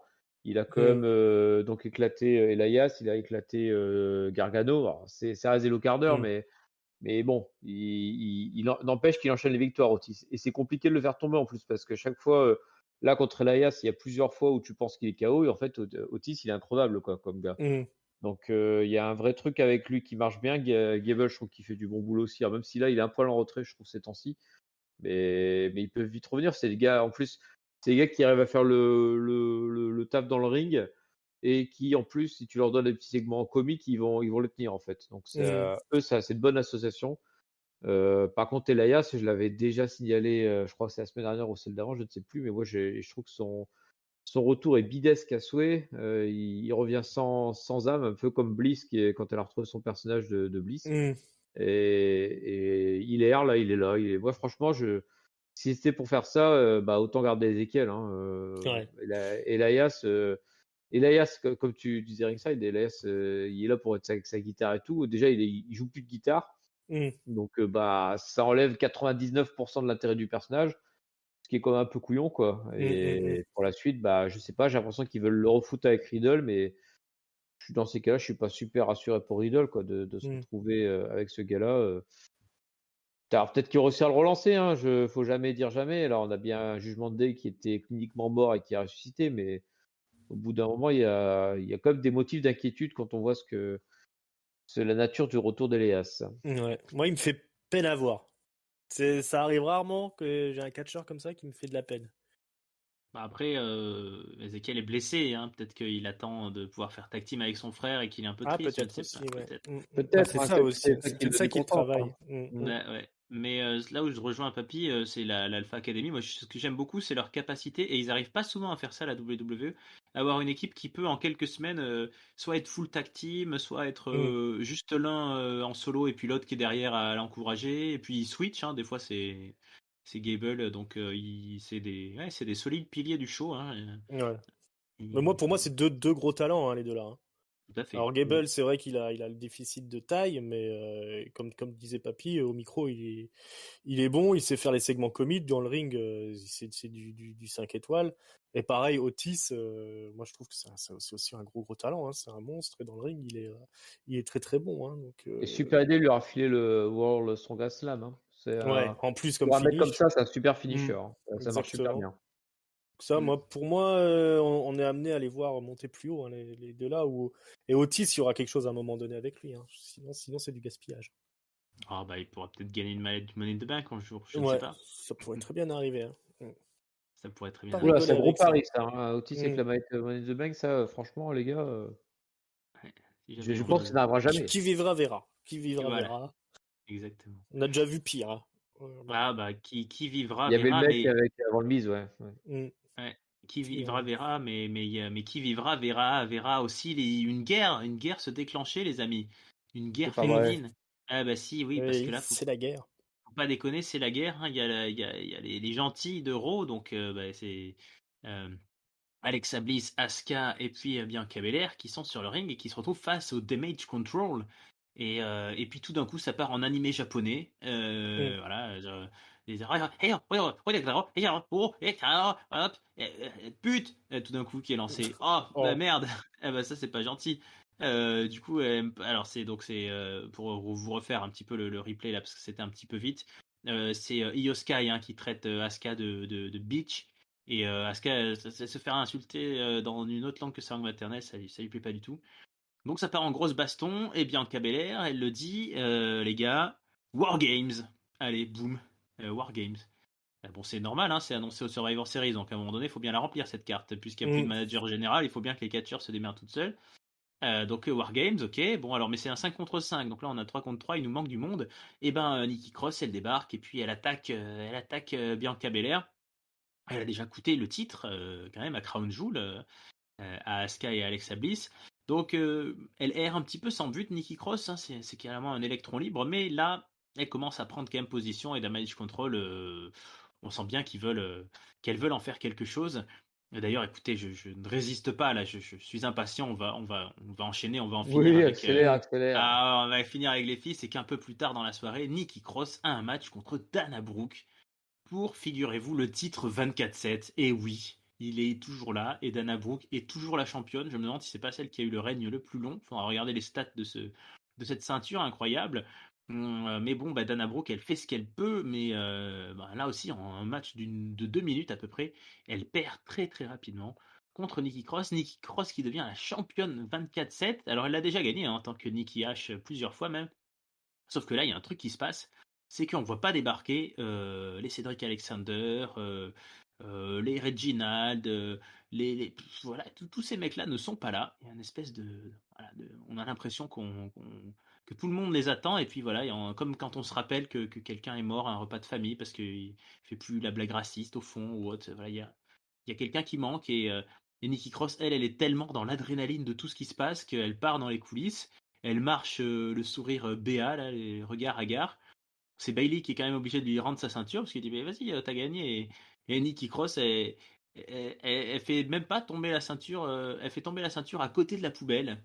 Et alors là, mesdames et messieurs, ça y est, la twittosphère, mesdames et messieurs, Tonton, s'il était encore là, exploserait. La twittosphère nous dit que le titre 24/7 n'existe plus. Euh, Est-ce vrai, n'est-ce pas vrai? Mystère. Papy, qu'est-ce que t'en penses, toi? Est-ce que déjà cette Wargames qui s'annonce, ça te plaît? Et puis, voilà, est-ce que tu veux que le titre 24/7 reste dans les ordures? Oh, moi, il me dérangeait plus parce qu'on le voyait plus à la télé, donc j'avais entendu dire qu'il occupait un peu les shows, comment ça s'appelle ça, les house shows. D'ailleurs, c'est pour ça d'ailleurs, que je pense que Dana n'a pas le titre le plus long règne, parce qu'en fait, elle devait le perdre régulièrement, puis le regagner en house show dans la foulée. Euh, mais donc, du coup, moi, il me dérangeait plus ce titre-là qui était devenu anecdotique. Pour le reste, je sais pas, on a déterré Dana. Voilà, on parlait de mecs qu'on déterre. Bon, on a déterré Dana pour enterrer le titre 24/7. Euh, je sais pour le Wargame, est-ce que du coup ça sera avec Dana? Ça serait drôle d'avoir Dana Brooke dans le Wargame. Alors moi, ça me ferait marrer personnellement, hein. Ça me ferait marrer d'avoir Dana Brooke plutôt qu'une Candice LeRae dont on n'a rien à foutre non plus. Au moins, Dana Brooke, ce serait un beau pied de nez à ceux qui disent ah non, mais voilà, on veut des vraies catcheuses que personne connaît, hein. C'est mieux. Donc voilà pour ça. Et pour le Wargame 100% féminin. Moi, je suis pas un grand fan de la stipulation Wargame parce que je trouve qu'elle se répète beaucoup trop. Ils tournent très très vite en rond sur la manière de, notamment toute la partie à la con de remplissage du ring, qui est certainement une des parties les plus cons avec les fameux matchs en cage, là où on peut sortir par la porte. Mais le truc là où on rentre enfin, où on remplit, où tu peux pas faire tomber tant que ça se remplit, c'est vraiment ultra débile. Et donc, là, on aura une longue phase de remplissage à 55. Donc, ouh, la joie. Et en plus, on aura 2 matchs. Ouh, la joie, la joie. Et que ce soit ces filles-là, je sais pas quoi dire. Parce que je sais qu'elles sont capables, sur un match donné, de faire du bien. Mais voilà, moi, c'est plus la stipulation Wargame qui me dérange, je veux dire, que les filles. Bah écoute, tu vois, j'ai regardé, pour revenir sur le titre 24/7, a priori officiellement, hein, c'est Dana Brooke l'avait depuis 112 jours, depuis le Ah, 18 je dis une juillet connerie, 2022. alors. Voilà, je dis que Mm. de la merde. C'est pas mon jour. Écoute, on est désolé pour toi. Et d'ailleurs, ce même soir, Nikki Cross, Nikki ASH l'avait eu ce titre pendant un court instant. Alors, Ringside, titre 24/7, Wargames, est-ce qu'il faudrait défendre le titre 24/7 dans un Wargames? Et pourquoi pas? Et Et pourquoi pourquoi pas? pas? Le règne le plus long, effectivement, Dana Brooke en égalité avec Reggie, Ah, qui bah a c'est. 100 Ah, qui a 112 jours symbole. aussi. Quel symbole, ces Hein? deux-là. Imaginez Le couple. Reggie dans un Wargames qui se Hmm. bat pour son titre 24/7. Mhm. Est-ce qu'on va pas trop loin, hein, dans le délire? Bon, moi je partage, hein, l'avis de Papy sur les Wargames. C'est pas la meilleure stipulation du monde, honnêtement. La phase de remplissage, effectivement, c'est pas le truc le plus intelligent. C'est pas pour rien qu'elle a disparu des radars pendant de nombreuses années. Alors en plus, un Wargames féminin, moi ça me pose problème toujours quand on fait des grosses stipus comme ça avec les filles. Parce que quand c'est des trucs, que ce soit l'Elimination Chamber ou des matchs de l'échelle ou des trucs comme ça, si on fait un match comme ça avec les filles, faut qu'elles soient absentes après pendant un mois au moins pour vendre le truc, quoi. Parce que sinon, je trouve que ça tue le côté hardcore et dangereux de la stipulation, quoi. Si tu les revois le lundi tout de suite reprendre la vie comme si de rien n'était. Je veux dire, il y a quand même faut garder un peu une mystique autour de ces gimmicks-là et c'est jamais le cas. Donc voilà, je suis pas particulièrement non plus emballé pour l'arrivée des Wargames qui ont été annoncés d'une manière assez catastrophique par Bianca Belair, qui est quand même assez pathétique au micro malheureusement. C'est une belle championne, elle a un physique, c'est un monstre hors du commun, mais c'est quand même assez fadasse, hein, sa posture de championne babyface là. Heureusement qu'il y a Damage Control quand même pour apporter un petit souffle à tout ça, même si c'est pas parfait. Je trouve quand même que c'est ce qu'il y a le plus intéressant dans la division féminine. Dakota Kai et Io Sky, c'est quand même de très très bonnes catcheuses. Elles assurent le spectacle à chaque fois. Là, on a eu la petite engueulade entre Io Sky et Asuka. C'était n'importe quoi, mais au moins c'était ce qu'il y avait de plus rigolo. Il y Le a public a aimé. le public a aimé, voilà. Io Sky, elle sait comment gérer un public, donc faut la laisser faire. Tout comme Asuka, hein, c'est un peu c'est la même école, hein, donc elles savent quand même comment entraîner le public, même juste si c'est pour faire des conneries, c'est pas grave. Il y a Bayley qui est en train de se créer là un petit personnage encore une fois où elle arrête pas de bouder du début à la fin, elle tirait la gueule tout au long de l'émission. Je trouvais ça plutôt cool. Voilà, il y a Alexa Bliss qui a malheureusement un peu de mal à sortir du lot parce que elle a un personnage qui elle-même a du mal à mettre en avant parce que voilà, elle a un personnage qui a plus trop de personnalité, c'est dommage. D'ailleurs, je tiens à féliciter quand même Alexa Bliss pour sa performance à Crown Jewel où elle s'est levé le cul quand même. Donc, je descends souvent pour ses performances dans le ring. Je voulais saluer quand même son passage à Crown Jewel, en profiter. Voilà, ce qui était dommage dans ce segment, c'est le fait d'avoir déjà c'était trop long, on leur demande toujours trop à ces filles là, elles sont beaucoup trop longtemps à l'antenne à chaque fois, on leur demande de faire des trucs un peu impossibles, là d'annoncer le Wargames en même temps d'une confrontation par Bianca Belair, c'était on savait que ça fonctionnerait pas, ça a pas fonctionné. Elles ont du talent, elles sont douées, c'est un peu le top du top de la carte féminine en ce moment, mais il faut pas leur demander des trucs impossibles non plus et puis les tenir une demi-heure à l'antenne, 45 minutes. Au bout d'un moment, c'est trop pour elles. Donc voilà, il faut doser un petit peu avec les filles. Sinon, le 24/7 qui tombe à la poubelle, c'est pareil. Nikki Cross, elle est même pas capable de viser la poubelle, quoi. Donc c'est dommage. Parce que c'était une image assez sympathique quand même de voir disparaître le 24/7 comme ça, d'une manière un peu avec panache. La surprise aussi, on s'attendait pas à ce qu'elle la jette comme ça dans la poubelle, mais c'est pareil, elle le fait à côté. Ils auraient pu enregistrer la séquence là et la retourner au lieu de la faire en direct. Ah, c'est symbolique. C'est symbolique, mais c'est dommage. Mais ouais, je dirais pas le pleurer, le 24/7. Hein, ça ne nous a jamais apporté grand chose de très intéressant. Ça a donné du boulot à Tozawa pendant un moment, mais sinon c'était pas non plus les moments les plus exaltants de Monday Nitro. Hein. Ouais, mais c'est triste parce qu'R-Truth est blessé, donc il pourra même pas la défendre, mais il reste le plus grand titré de cette ceinture, hein, 53 fois le titre. Voilà. Écoute, moi, je ne vais pas spécialement pleurer, je trouve ça juste amusant que tout le monde dans le monde du catch, dans cet univers-là, considère comme acquis. C'est un fait scénaristique que quand quelqu'un met un titre à la poubelle, de suite, hop, il est désactivé, il disparaît. Personne, Personne n'ira le rechercher dans la poubelle. plus personne peut C'est venir avec dégueulasse, un hein. personne peut venir lui faire un roll-up par derrière avec un arbitre et c'est moi la championne. Ah mais elle est où ceinture? Démerdez-vous. Les arbitres, les officiels, il n'y a pas quelqu'un qui peut aller me la chercher. Non, c'est à la poubelle, c'est fini. C'est le vortex, ça disparaît. C'est un peu la merde, quoi, ça s'appelle le produit qui tue les toons là dans Roger Rabbit là. C'est La trompette. Voilà. Oh, vous faites un bel écho tous les deux. Voilà, tu mets une ceinture là-dedans, ça disparaît. Effectivement, ça a pris du temps. Mais d'ailleurs, nous, on va continuer. Hein. On va laisser les filles sur le côté se préparer pour leur guerre de Wargames. On va revenir chez les bonhommes, chez les hommes, avec un beau bonhomme d'ailleurs, un très beau bonhomme. Il s'appelle Austin Theory.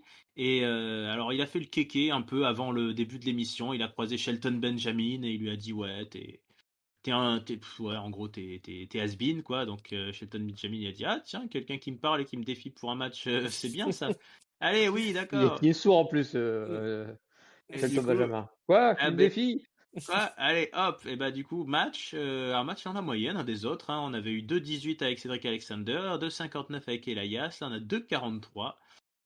Match très rapide qui sera gagné par Austin Theory, 8 Town Down. On ne l'oublie pas, il est toujours là. Voilà, à ringside à ce moment-là, on se dit Theory continue d'être dans les parages. Il monte vers les sommets là, théorie. Il monte vers les sommets. Une victoire sur un vétéran comme Shelton Benjamin. Mais oui, c'est ce qu'on a. Clean après un match de haute volée. Ah j'ai bah envie ouais. de dire. Il y a de beaux restes, Benjamin, quand même. Hein. C'est Ah. dommage de le ressortir comme ça de temps en temps seulement, mais voilà, beau match. Ah, puis ça, on n'a pas manqué de nous rappeler qu'il était tag team avec Brock Lesnar quand même. Hein. Papy, toi, t'as Mhm. connu ce temps-là, tu te souviens? Ouais, alors c'est. Est-ce qu'ils ont été vraiment tag team ensemble? Ils sont plutôt formés ensemble au niveau de l'école universitaire, ou un truc comme ça? Ouais, Parce c'est qu'ils ça ont. Parce que qui. de Ils moi, étaient ils n'ont pas été tag Alors, team. je crois qu'ils étaient tag team, mais à Ohio, l'OVW. ouais, voilà. Ah oui, d'accord, d'accord. La OVH. Mm. Mhm. Non, c'est pas ça C'est du tout OVH, c'est un autre OVW. truc. Oh OVW. là là là là Ohio là là, Valley Wrestling. catastrophe! Ouais, bah voilà, on continue. Tu jettes une stature dans une poubelle, et ben t'as un Cedric Alexander, une Dana Brooke et donc désormais un Shelton Benjamin qui en sortent. En fait, c'est ça, c'est le jet de stature à poubelle a réveillé tous les clodos là qui étaient enfermés dedans. Et ils sortent pour ah ouais, moi aussi j'ai envie de faire du catch. Ouais, t'as raison, gamin. Bon, bah, ça a pas fait un pli, ils se sont fait torcher. Il rejoint la longue série des low carders qui se font torcher. Et là, Austin Theory est lancé sur la route du succès. Je pense qu'on ne peut plus l'arrêter désormais.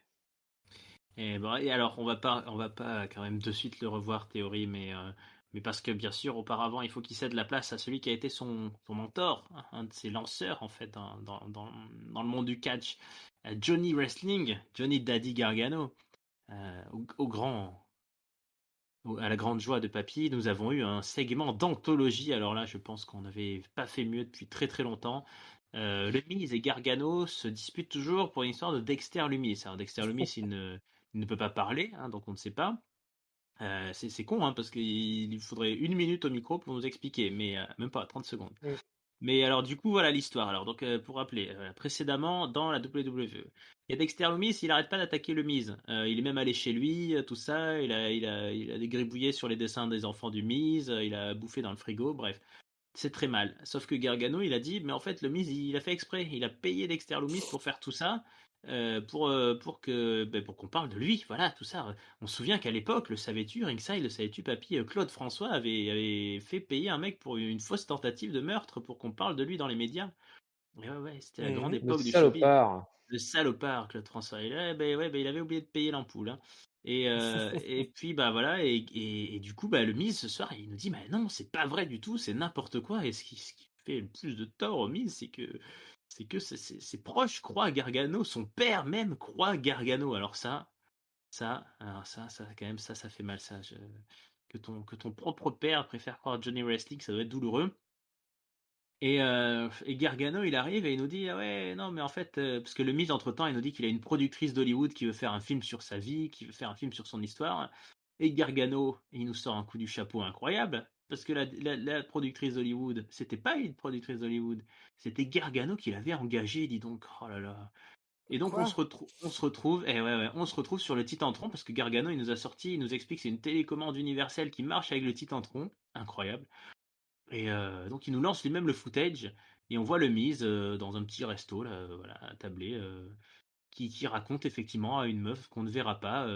Il dit ah ouais, tout ce qu'a dit Gargano c'est vrai, putain j'ai payé Loomis, ouais, j'ai fait exprès et tout et puis maintenant ben, je le paye plus et donc il est en train de péter les plombs. Mais Gargano il fait des avances rapides et ça Corey Graves le remarque, c'est pas très juste. Hein. On peut faire dire n'importe quoi à n'importe qui avec des avances rapides. Enfin bref, le Miz, il sait pas quoi dire, hein, il est bouche bée, il est effaré, et là-dessus, ben, il y a un match de catch. Alors comment voulez-vous vous concentrer après avoir un choc pareil? Le Miz, il est bien méritant. En plus, Gargano, il est content de son coup, là, il est tout goguenard, et puis après, il va se taper un match de 15 minutes contre le Miz. Hein, ça a l'air bien parti cette histoire. Eh ben non, le Miz reste le plus malin de l'histoire. Il est incroyable cet homme-là. Alors là, il est allé chercher loin. Figurez-vous que il tombe à l'extérieur du ring, et puis il fait semblant d'être aspiré sous le ring par Dexter Lumis, donc l'arbitre descend vérifier. Qu'est-ce qui se passe? Il y a quelqu'un sous le ring, et hop, le Miz, paf, il frappe Gargano avec une espèce de barre de métal ou je ne sais pas quoi. Et hop, il remonte vite sur le ring et il fait le tomber sur Gargano. Incroyable. Le Miz a réussi à se sortir de ça, mais il se fait attaquer par derrière par le vrai Dexter Lumis, qui lui ensuite se fait poursuivre par la sécurité. Donc on a encore un jeu de Tex Avery là. Beaucoup, beaucoup de choses dans ce segment, mais en tout cas, une chose est sûre, Papy, Gargano n'est pas invincible, et Gargano, qui riait bien de sa blague, rira bien qui rira le dernier. Hein, un petit coup de barre de fer entre les deux yeux, ça t'a plu ça? Le coup de bras fer, bien sûr. Après, on reste encore une fois après Shelton Benjamin, après Elias, après Dana Brooke, après Cedric Alexander, bah voilà un autre déchet de la poubelle qui se fait latter la gueule. Et puis voilà, il a son niveau, Gargano. Au moins, il n'y a pas de surprise là-dessus. Bon, le segment, je l'ai trouvé un peu moins gênant que celui de la semaine dernière, même si ça reste toujours assez bas de plafond. Le Miz joue bien sa partition, puis il peut faire un petit peu d'acteur studio là, avec les caméras, les machins, il se fait plaisir. Et puis pour le reste, bah, Gargano, il essaie de faire rire le public. Il a une partie du public qui réagit, on va quand même le dire. Il y a quand même 15 gars qui font oh, Johnny Wrestling. Et puis tu as des milliers d'autres gars qui font Tiny Balls, parce qu'ils en ont rien à foutre en fait de Johnny Wrestling. Mais bon, c'est pas grave, hein, on va dire qu'il est gentil quand même. Je l'ai trouvé moins pourri que la semaine dernière, donc du coup, il n'aura pas mon flop cette fois-ci pour son segment pourri. Mais ça reste quand même pas non plus la panacée de regarder Johnny Gargano. Et puis Dexter Lumis, Dexter Lumis, il fait à peu près la même chose depuis je ne sais pas combien d'années qu'il a signé à WWE. Il parle pas, il tape et il enlève des gens, et puis voilà quoi. Et on se dit toujours, c'est mystérieux quand même Dexter Lumis, hein. Qu'est-ce qu'il va nous faire après? Il va faire la même chose. Ringside, Ouais. qu'en penses-tu, toi? Ouais, je crois que tu as éventé, tu as exposé Dexter Lumis, papy. La semaine prochaine, qu'est-ce qu'il fera? Ben, il fera la même chose que cette semaine. Ouais, ouais, je te rejoins assez, hein, c'est-à-dire que le Miz, visiblement, il était content de pouvoir pratiquer un petit peu son jeu d'acteur. Le gros problème pour moi, c'est que le match était vraiment très long. Ça a duré combien de temps? T'as le timing 15 minutes 50. 15 minutes 50, ça me paraissait encore plus long que ça. De toute façon, dès que ça dépasse 10 minutes, c'est trop hein, pour un weekly. Ce qui fait que moi, j'ai même décroché avant la fin. J'ai pas du tout calculé cette histoire de. J'ai bien vu le Miz passer sous le truc, sous le tablier du ring, mais après le reste, j'ai pas trop calé. Mais bon, j'avais bien calé que le Miz avait gagné le match. Donc, arrivé de Dexter Lumis, moi, ouais, je suis pas passionné du tout, moi, par Dexter Lumis. Et pour ce qui concerne Gargano, effectivement, je suis pas sûr que ça fonctionne vraiment ce qu'ils essayent de faire avec, parce que le souci, c'est quand tu as comme ça un babyface qui débarque sûr de toi, avec derrière toi un passif que tu essayes de vendre pour t'imposer comme le Johnny Wrestling des familles. Si derrière tu gagnes pas les matchs, ça va pas aller loin parce qu'il y a aucun babyface qui sera jamais over en enchaînant les défaites. Donc là, tout ça, ça fait partie de l'histoire autour du Miz finalement. C'est plus une intrigue qui va mettre peut-être replacer le Miz sur la carte que faire avancer que ce soit Dexter Lumis ou Gargano. Gargano qui m'a quand même paru bien petit hein, face au Miz ce soir. Donc il est temps que ça se termine cette histoire et puis si on veut continuer à mettre Gargano à l'antenne, il va falloir trouver une autre approche. Mais je suis quasiment persuadé que d'ici 6 mois, on le revoit en équipe avec Ciampa, si Ciampa revient de l'infirmerie. Bah écoutez, moi je suis pas tout à fait de votre avis. Je vous avoue, je vous trouve sévère. Bon, papy, je n'en attendais pas moins, mais je me suis fait la réflexion en voyant ce match. Je me suis dit, putain, on a passé des années à dire, ouais, Gargano, le main roster, c'est trop pour lui. Comment il pourrait faire? Alors il faudrait qu'il nous raconte le truc de l'underdog ultime à la Daniel Bryan ou je sais pas trop. Et puis finalement, en fait, c'est sûr, il est pas grand, hein, bien sûr, mais je veux dire. Ils ont choisi complètement autre chose, ils nous l'ont intégré via le Miz, un peu comme ils ont fait avec Ciampa, c'est dommage qu'il se soit blessé, et je trouve finalement ça passe, il est là, il est bon au micro, il raconte son truc, il fait son match derrière, on se dit pas, tiens, ah ouais, mais c'est Johnny Wrestling, clairement, ça se voit qu'il a pas le niveau, il est trop petit, il est trop machin. Je Ah, trouve ça, qu'il je le dis est. quand même. Ah bah ça tu dis toi tu le diras toujours. Mais je sais pas, je trouve qu'il y a un côté surprenant à le voir être là, affronter ces mecs-là, commencer par cet angle-ci, c'est pas du tout ce qu'on aurait pu imaginer, enfin en tout cas ce que moi j'aurais imaginé. Et je trouve que ça fait le taf pareil que si c'était quelqu'un d'autre, hein. On se dit pas il est en dessous de tout le monde.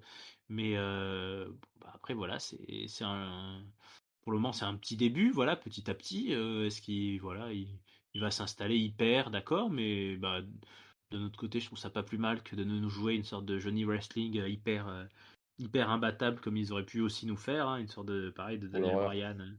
Ah bah oui, mais ils auraient pu. Mm. Ils auraient pu lui Ils faire auraient enchaîner. pu. Ah, Ah, oui, ils c'est auraient pu. délicat, un On mec peut comme toujours ça, faire pire. Hein. petit. Soit c'est un catcheur comme ça, soit c'est organique. Et Ouais, le Finn public se Balor au range début. derrière lui. Mm. Ouais. Soit, soit ça fonctionne pas, mais tu peux pas. Là, c'est cohérent dans l'histoire qu'il y a, son personnage. Ouais. Donc forcément, ça tient la route.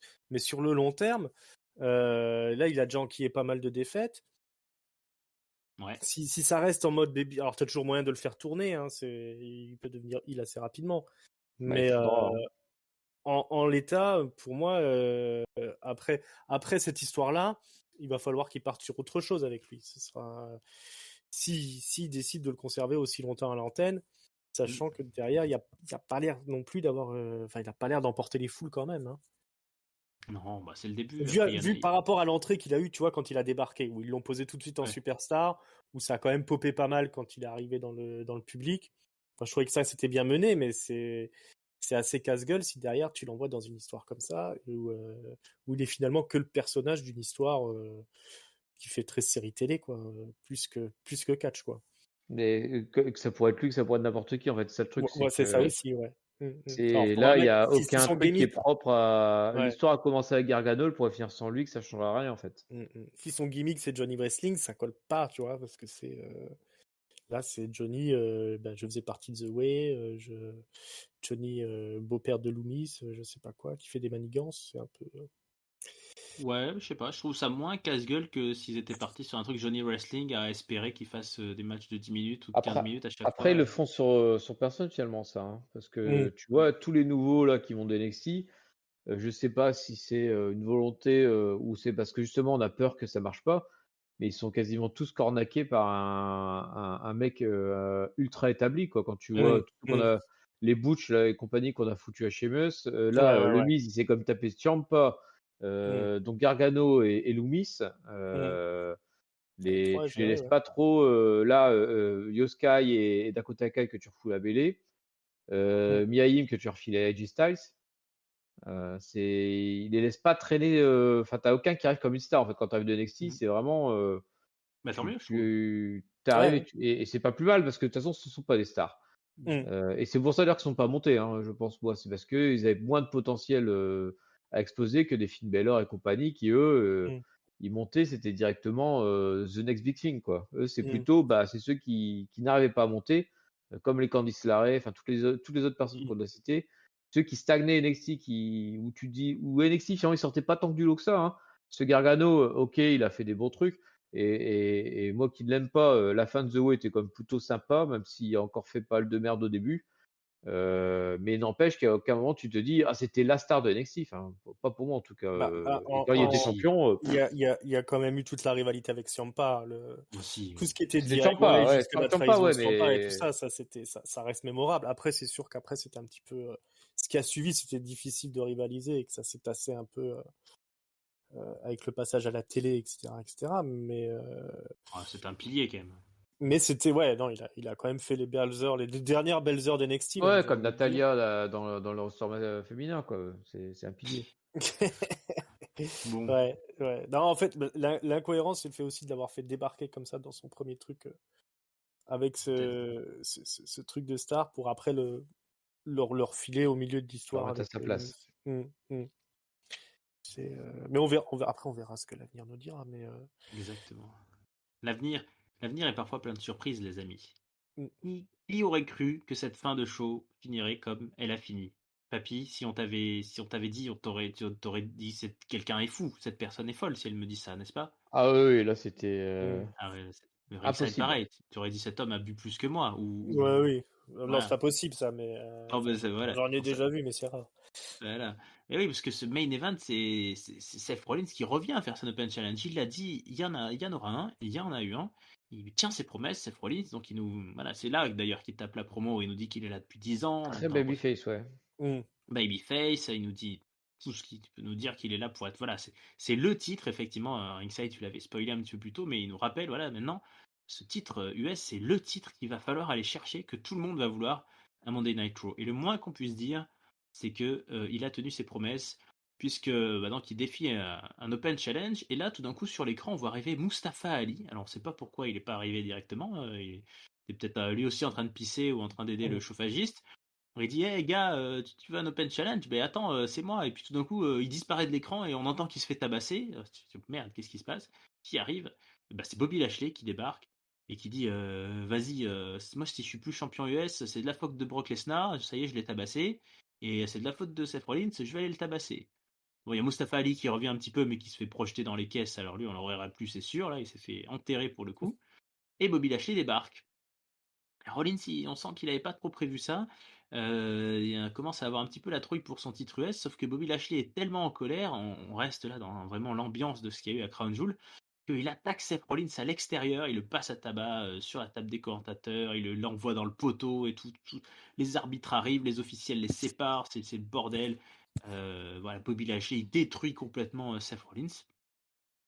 Et là, tout d'un coup, surprise générale, Austin Theory arrive avec sa mallette. Austin Theory cache sa mallette Money in the Bank sur le titre des États-Unis. C'est une première, ça n'avait jamais eu lieu. Qu'est-ce qui lui a pris à Austin Theory? On ne sait pas, il nous le dira peut-être un jour. Alors, il était attaché à cette mallette, et puis il avait perdu contre Seth Rollins la semaine dernière. Donc, est-ce qu'il est revanchard? On ne sait pas. Ce qui est un petit peu con, effectivement, c'est qu'il y avait un Open Challenge, donc il était peut-être pas obligé de gaspiller sa mallette. C'est en tout cas, Aussi. d'un côté, si, parce que comme ça, il oblige Seth Rollins à avoir le match. Alors que là, Seth Rollins, il était plutôt parti, je pense, pour rentrer au vestiaire, hein. Il était en mauvais état. Donc c'est parti, voilà. Et là, je trouve que, on va commenter parce que c'était très commenté, mais je trouve qu'on a trouvé quand même cette ambiance électrisante d'un Cashin où on se dit putain, mais il va le faire, il va pas le faire, qu'est-ce qui va se passer? Il tente tout, Austin Theory. Il tente même un pédigré, il place un pédigré sur Seth Rollins, l'humiliation suprême. Et là, on se dit que le titre change de main. 1, 2 et 2,5 parce que Bobby Lashley est encore là et retire l'arbitre du ring. Alors là, grosse adrénaline. Et il s'en prend à Théorie aussi, Bobby Lashley, il pète les plombs. Et l'arbitre, il revient sur le ring, et puis l'arbitre, il voit Théorie à l'extérieur, et il compte. Alors putain, on se dit 9 et demi. Ah, Théorie, il revient sur le ring, mais il prend un curb stomp. Seth Rollins a conservé son titre US. La mallette de Money in the Bank d'Austin Theory, première fois qu'elle était cachée comme ça sur un titre des États-Unis, et est gaspillée, vanish in the air, elle a disparu dans la poussière. Quelle fin de show! Les avis sont partagés. Ringside, es-tu partagé ou as-tu un avis? J'ai un avis que je vais partager. Ah là, ça c'est bien. Ouais, moi j'étais sur mon siège là, sur le bout du fauteuil du début à la fin de la séquence. Déjà, ça démarre avec l'intervention de Mustafa Ali, qu'on a vu sur les réseaux sociaux se clasher avec Braun Strowman. Parce que Braun Strowman a revendiqué que son match contre Omos, c'était le truc le spectaculaire de la soirée, qui renvoie les catcheurs un peu gymnastes à leur tatami. Ça n'a pas trop plu à Mustafa Ali, qui lui a rappelé qu'il n'y a pas si longtemps il avait été viré, hein, Braun Strowman. Et puis Braun Strowman s'est foutu de sa gueule, hein, en lui disant tu travailles pas au catering toi en ce moment. Mais bref, ça c'est une clash de réseaux sociaux. Donc quand on a vu disparaître ce bon vieux Mustafa Ali, je me suis dit ça y est, il se fait tabasser par Braun Strowman. On va nous sortir une nouvelle feud entre le nain et le géant. Mais non, finalement c'est le retour de Bobby Lashley. Bobby Lashley qui vient d'encaisser une défaite contre Lesnar. Une défaite un peu pourrie, je pense, uniquement parce qu'on fait pas perdre Lesnar en Arabie Saoudite.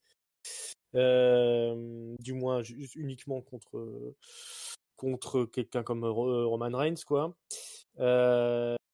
Et du coup, un Bobby Lashley qui revient en monstre, en feud contre Seth Rollins. Donc moi, j'étais super content parce que je me suis dit ça, c'est une putain de rivalité de main eventer pour Monday Night Raw autour du titre US. Donc on est bien si on veut positionner le titre US comme le titre ultime de Raw, avec enfin deux mecs qui s'établissent comme les main eventers du show rouge en parallèle de Roman Reigns, qui est plutôt du genre à squatter SmackDown. Et puis là, ça s'emballe avec l'arrivée de Theory qui vient cacher la mallette US. Alors là, j'étais un peu mi-figue, mi-raisin. Je me suis dit, si Theory remporte La ceinture US, ça n'a aucun intérêt.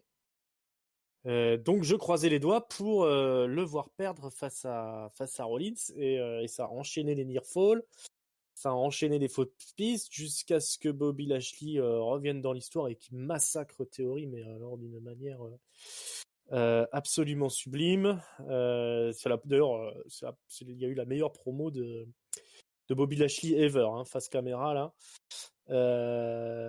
Et au final, Theory qui se fait laminer, qui perd la mallette, qui a complètement loupé son coup.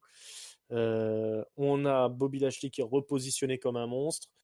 Seth Rollins en babyface, top guy de la compagnie, champion qu'il va falloir venir détrôner, qui a le public dans sa poche quoi qu'il arrive. Et un Theory donc qui va devoir se reconstruire, repartir de zéro.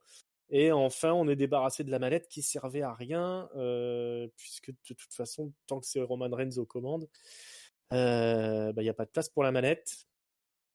Et moi d'ailleurs, ça fait un moment que je trouve que la mallette, on a fait le tour de la question avec. Alors ouais, il y a des scénarios, on peut inventer tout ce qu'on veut, mais les gros chocs voilà, du champion surprise qui prend la manette au moment où on s'y attend le moins. Je sais pas si ça sera si on va pouvoir reproduire ça à l'avenir. Les gros événements, ils ont déjà eu lieu, les gros chocs, ils ont été là mieux. C'est quelque chose qui a fait son temps, je pense, la manette Money in the Bank. Je voyais même bien, moi, Theory, abandonner carrément la manette, histoire de prouver qu'il pouvait gagner sans. Genre la mettre à la poubelle. Voilà, la mettre à la poubelle comme ce type 24/7. Voilà, c'est pas grave si on met au frais un petit peu la manette pendant quelques années, histoire de rendre la gimmick un peu plus fraîche. Mais en tout cas, c'était un sacré finish de Weekly. Tout le monde a super bien joué sa partition. Je suis content de revoir Bobby Lashley au top. Je suis content que Seth Rollins finalise son face turn et que Austin Theory reparte de zéro. Le seul souci dans tout ça, c'est que quand tu programmes pas ton main event clairement en début de show, ce qui peut se passer, c'est que les gens vont se coucher hein, quand ton show il fait 3 heures, ce qui fait que cette troisième heure, ils n'auront pas eu un ratings de fifou, ils ont eu un ratings même assez bas, 1 400 000 je crois ils étaient pour regarder le cash-in de la manette. Donc voilà, ça c'est une erreur que n'aurait pas fait Vince McMahon. Mais sinon pour le reste, je trouve que c'était le bon move de passer par ce cash-in raté de Theory. Ah, ça, un avis qui a priori est plutôt minoritaire. Papy, de quel côté te ranges-tu? Ah, moi, je vais partager mon avis dans lequel je suis partagé. Je suis partagé parce que la mallette, alors la mallette, il y a peut-être effectivement un souci de lassitude là-dessus. Peut-être comme le Wargame d'ailleurs, et un peu comme tous les finalement beaucoup de stipulations, où à faire un show tous les ans avec en plus double ration parce que maintenant on est obligé de le faire pour les filles et pour les garçons. Et du coup on commence à pas saturer de certains trucs. Je vois aussi les LNECL où alors du coup on s'oblige à faire plus 2-3 LNECL dans un même pay-per-view. Ça n'a plus de sens. Et puis du coup la mallette, on sait pas trop quoi en foutre. Moi on a discuté un peu sur Discord, j'avais quelques idées aussi pour comment elle aurait pu être gérée, mais là on commence vraiment à racler les fonds des tiroirs pour trouver l'idée. Et donc la faire gâcher par Theory, alors moi je suis un poil déçu dans le sens où je pense que Theory aurait fait moi je pense que c'était jouable de le faire gagner le titre en fait à Theory. Parce que je pense que c'est the gross next big thing pour la WWE et que je mettrais énormément d'œufs dans mon panier Theory. Et voilà, et en fait, mais c'est peut-être pas perdu. C'est peut-être pas perdu parce que là, avec ce cash-in sur le titre US et avec Seth Rollins qui conserve ce cash-in et qui est Seth Rollins, ça permet aussi de se dire que on est enfin au moment où le titre US devient le titre numéro 1 d'Euro en fait. Et ça c'est une bonne idée parce que vu que pour l'instant il n'y a pas d'autre ceinture, on a besoin d'un titre numéro 1 Raw, puisque malheureusement, j'aurais espéré que ça soit le titre féminin qui le devienne, mais les filles, ça tatouille trop, puis Bianca, elle n'a pas le niveau pour tenir le truc tout seul, et on s'en rend compte un peu maintenant. Autant Seth Rollins avec ses Welcome to Monday Night Rollins à chaque show, et où le public finalement ne réagit quasiment plus que pour ça. Si tu gardes que les gens exclusifs à Raw, il y a quasiment que lui qui fait lever la foule, hein. Et donc là, ça marche plutôt bien. Il a vraiment plus tourné par partie face avec son discours, puis en plus en résistant au cash-in. Je pense que là, du coup, il se repositionne vraiment comme le babyface de Raw, et du coup, la figure de Raw en ayant la ceinture la plus prestigieuse. Donc là, ce truc-là, par contre, ça me plaît bien. Darbo Bilashi qui a continué à tourner dans le truc. Du coup, vu qu'on a un nouveau main eventer, nouveau face de Raw, on a d'autres gars qui ont tourné autour, et on a Lashley qui se positionne là-dessus. Lashley qui, pour moi, du coup, fait le chemin inverse, puisque en tabassant Rollins, même si certains théories derrière, il est en train de tendre vers j'ai envie de dire un style Brock Lesnar finalement, en étant le mec qui détruit à peu près tout le monde et qui en a plus rien à foutre de rien.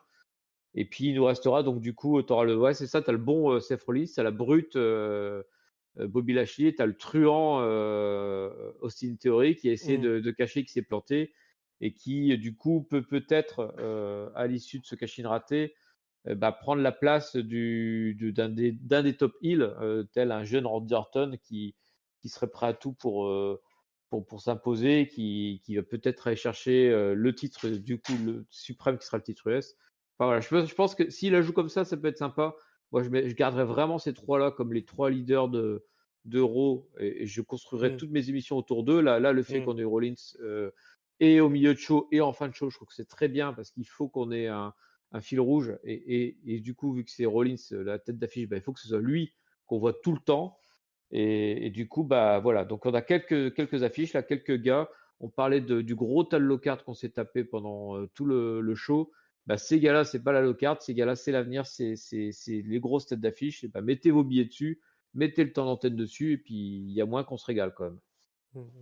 Moi, je veux une triple frite Ah oui. en pay-per-view, là, entre Rollins, Theory et Lashley. Hein. C'est ça que je veux voir comme prochain gros match. Hein. Pay-per-view ou même en main event de show, mais moi je suis content de vous rejoindre, parce que j'avais l'impression d'être minoritaire sur notre Discord, et je vois les avis sur ce show. Donc il y a évidemment énormément de gens qui pensent que que Theory a été enterré parce que Triple H ne l'aime pas, et que du coup il ne veut pas le faire cash-in.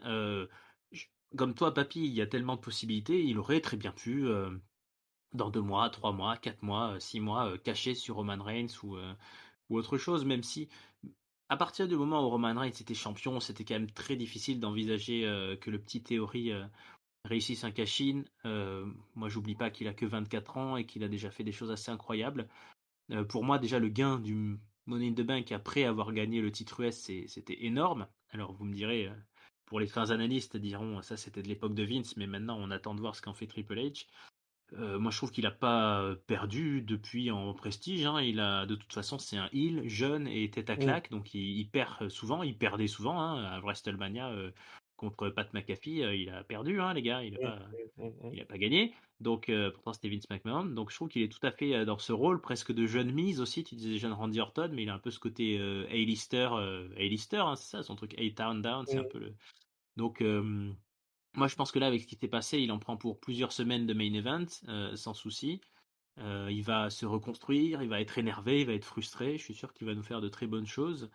Le seul truc qui manquerait peut-être, je trouve, en fait, c'était pas ce soir qu'il manquait un truc. En fait, il manque, pour que ça soit vraiment clair, je trouve, dans nos têtes, et qu'on ne soit pas à s'arracher les cheveux, à se dire ah mais pourquoi il cash-in sur un titre US. Il manque une intervention à Crown Jewel en fait. Ça aurait été drôle il aurait dû être là à Crown Jewel, il aurait dû tenter. En plus, ça aurait fait une streak de pay-per-view là.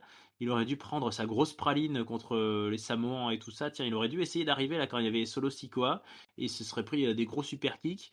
Et on aurait compris à Raw qu'il aurait été dans un mood bon attends, ok, maintenant c'est bon, hein, j'ai compris. Là, ça, je m'en approche plus, c'est la merde. On va aller vers autre chose. Et peut-être ils auraient pu un tout petit peu plus accentuer la semaine dernière sur la défaite qu'il a subie contre Rollins.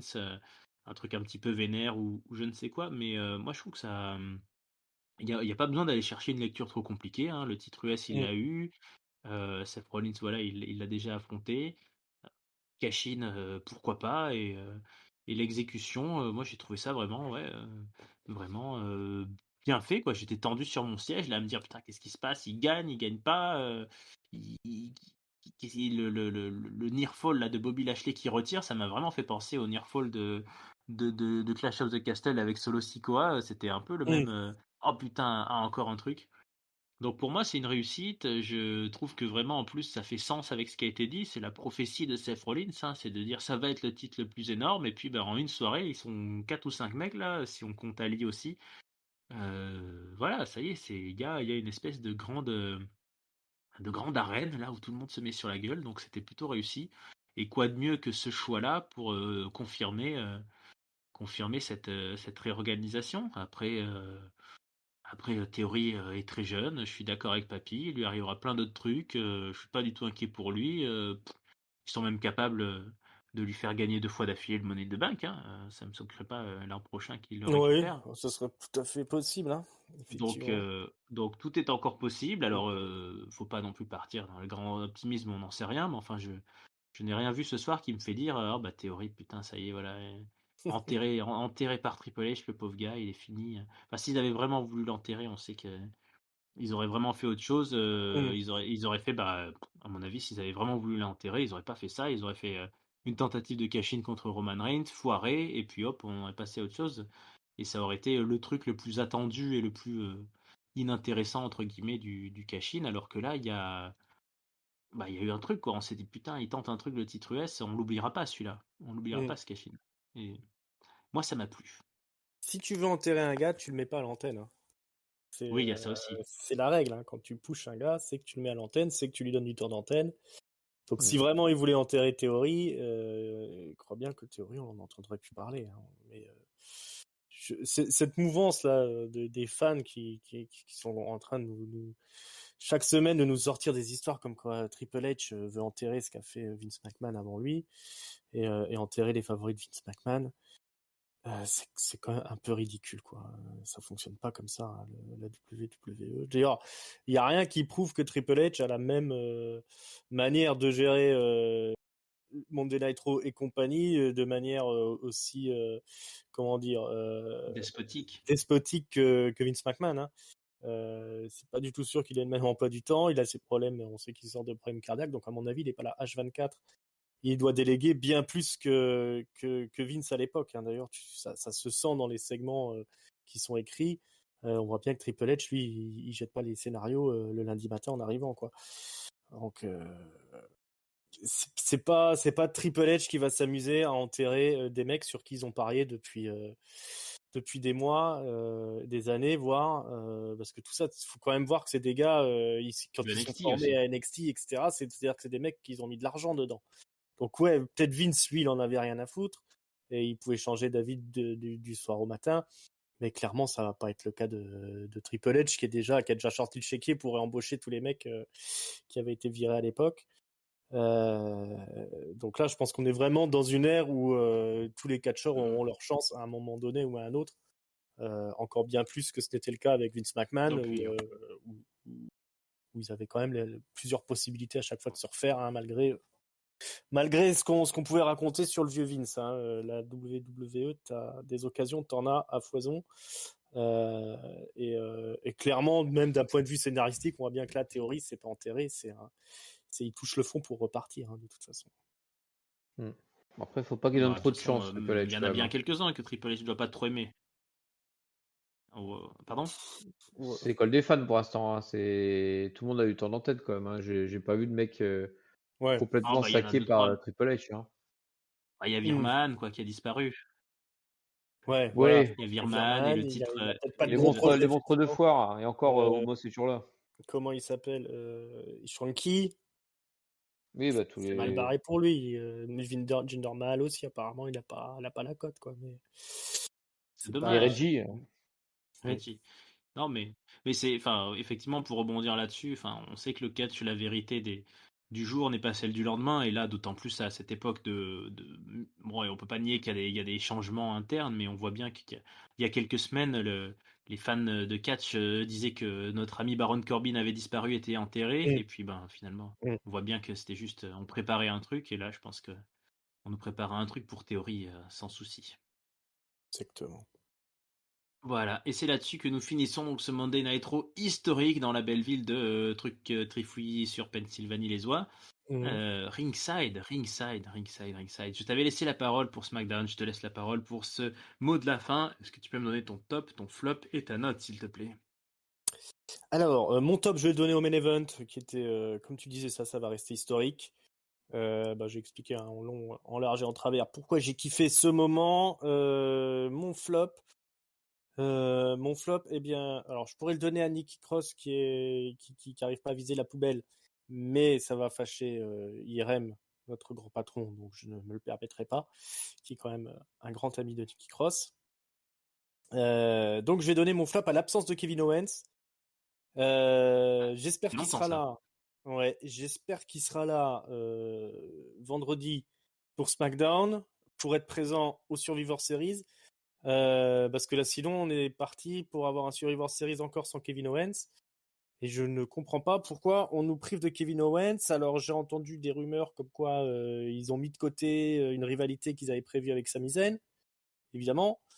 Mais bon, hein, au lieu d'avoir Elias, par exemple, on pourrait avoir Kevin Owens à l'écran. Je ne comprends pas qu'on se passe de Kevin Owens.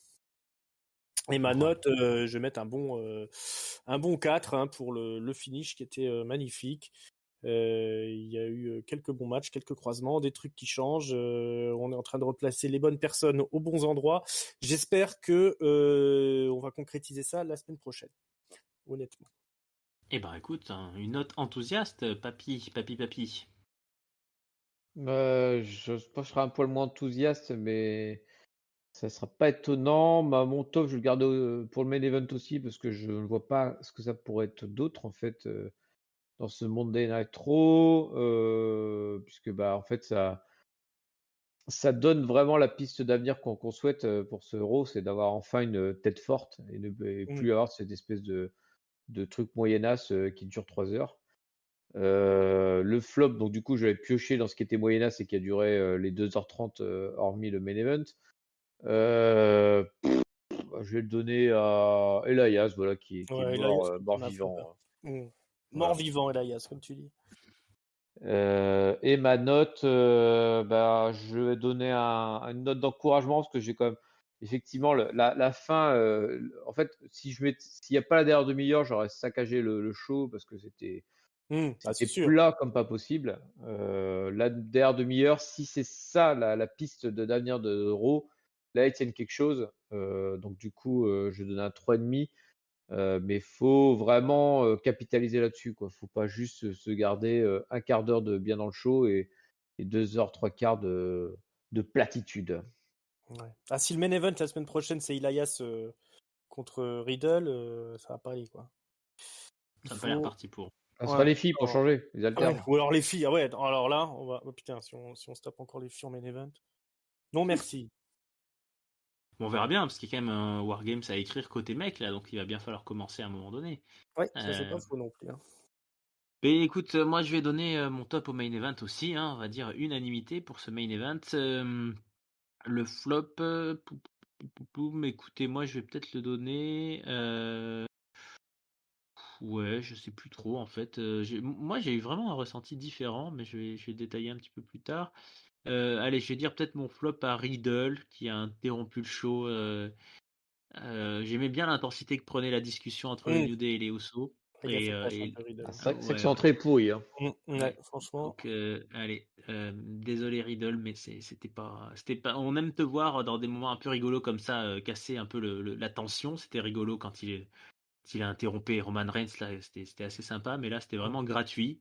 Donc, j'ai pas trop aimé. Et ben moi je vais mettre allez 3,75 pour être au milieu de vous deux. Alors Peut-être c'est lié aux conditions de visionnage aussi, mais c'est vrai qu'on avait parlé de ces fameux shows début de l'ère Triple H où on avait 3 ou 4 matchs et ils faisaient tous 25 minutes là quasiment. Moi j'aime bien ce rythme finalement, je sais pas, ça me dérange pas moi la low card, de voir un petit Shelton Benjamin 2 minutes, allez hop, parce qu'il faut mettre Austin Theory en haut, revoir Cedric Alexander, allez hop, c'est rigolo. Nikki Cross, je trouve assez rigolo ce show. Alors après, ça a peut-être pas de grande profondeur à part le main event, mais voilà, il y a des trucs que j'aime bien. La confrontation des Judgment Day, c'était assez fort. Je suis assez. Je trouve qu'il y a un rythme qui est pas mal trouvé, avec quand même deux, trois grosses prestations. On a eu un très gros opener, on l'a un peu oublié au cours du show, mais il était vraiment bon. Bon, le match du Miz, certains trouveraient trop long. Moi, j'ai trouvé ça quand même sympa. Et un gros segment de main event. Donc, on va dire, trois chapitres à ce show. Et entre, on remplit avec de la low card. Mais voilà, j'aime bien, moi, cette époque où on revoit des têtes. On leur offre un petit peu de chance. J'aimais beaucoup, là, ces dernières semaines, les petites interactions rigolotes d'Art-Truth aussi. Donc, pourquoi pas, je trouve ça c'est assez rafraîchissant. Après, on a besoin d'écrire des choses, hein. On voit qu'on a besoin des champions de SmackDown, on a besoin de pas mal de monde de SmackDown, on n'a pas le champion du monde, il est à SmackDown, donc il faut inventer autre chose. On fait avec, on va faire avec encore un petit moment, enfin on va faire sans plutôt. Mais moi j'ai trouvé ça plutôt agréable à suivre et je suis très positif à l'issue de ce Monday Night Raw, voyez-vous. Bien, tant mieux. Eh bien, tant mieux, voilà, au moins un qui est heureux. Bien voilà les amis, peuple de ketchup, peut-être que vous ne partagez pas du tout notre avis, alors n'hésitez pas à nous le dire en commentaire, et pour ça vous pouvez aller sur YouTube, il faut vous abonner à la chaîne, hein, bien entendu. Vous pouvez nous écouter sur iTunes, sur Spotify, sur PodCloud, sur Apple, Google, Podcast, tout ça. Nous sommes sur Twitter qui a été racheté par Elon Musk, figurez-vous, mais nous y sommes encore, nous sommes comme Baron Corbin, nous restons. Ketchup CDC sur Facebook, sur Twitter, sur Instagram et sur le Discord de Ketchup, pour nous dire à quel point vous trouvez que c'est scandaleux d'avoir enterré Théorie ou à quel point vous aimeriez reprendre le titre 24/7. Je ne sais pas, donnez-nous votre avis, faites-nous vos fantasy booking. D'ici là, ben voilà, on va se retrouver très vite avec un énorme SmackDown que Ringside nous a un petit peu détaillé, ça nous a mis l'eau à la bouche. Et puis ben voilà, restez connectés, restez liés à Ketchup. Nous, on vous aime, alors aimez-nous aussi s'il vous plaît. Papy, merci d'avoir été venu dans cette émission après tout le monde. Alors on va te laisser finir, hein, on va te laisser ranger. Il y a quelques canettes de Ringside là qu'il va falloir nettoyer. Mais bon, ben merci d'avoir été présent pour cette émission, Papy. Bah, merci de me laisser ramasser vos slips sales. Et puis, Ouais, bah, à très bientôt et encore désolé du retard, hein. ben c'est pas un souci, hein, c'est le dernier arrivé qui fait la vaisselle. On avait dit c'était la règle, c'est marqué. Donc écoute, désolé, nous on suit les règles, hein, Ringside. Ringside, merci d'avoir été là et d'être occupé de la partie SmackDown. Eh ben de rien, merci à toi d'avoir tenu tout le reste de ce show historique par ce hosting de qualité. Toujours un plaisir de venir reviewer tout ça avec vous les amis. Et puis écoute, papy, hein, on n'a pas fait les foufous, c'est quand même relativement propre encore nos Ouais, studios là. je ne dirai rien. Il y a eu des soirées pires que ça. Hein. Il y a eu Ouais, des soirées, c'est sûr qu'il y a eu des soirées pires, mais là, c'est vrai que les slips ne collent pas au mur, c'est déjà ça. C'est déjà ça, voilà. ouais, on avait lavé les murs. Mm. Ouais. Bon voilà, ben, bonne semaine pleine de catch. Ciao tout le monde. Ciao, Salut à bye tous. bye.